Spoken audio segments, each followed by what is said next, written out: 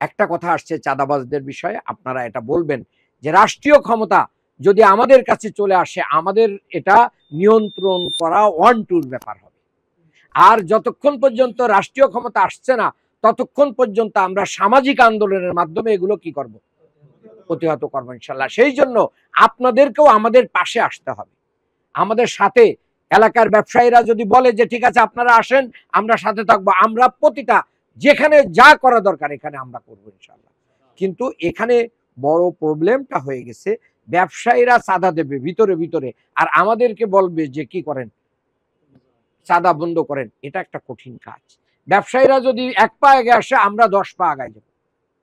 আমরা কোনো কোনো এলাকায় করেছিও, সেখানে পজিটিভ ফলাফল আসতেছে। আমরা সামাজিক ভাবেও চেষ্টা করব, আবার রাষ্ট্রীয় ক্ষমতা আসলে আমরা যেহেতু দুর্নীতি মুক্ত দল, আমরাই চাঁদাবাজি বন্ধে সবার আগে পদক্ষেপ নেব। এই অভাব দূর হয়ে যাবে, প্রত্যেকটা ব্যক্তি তার হক ফিরে পাবে।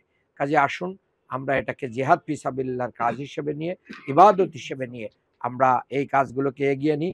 আল্লাহ তাআলা আমাদেরকে আমৃত্যু এই আন্দোলনে কবুল করুন, আমিন। আসসালামু আলাইকুম ওয়া রাহমাতুল্লাহি ওয়া বারাকাতুহু।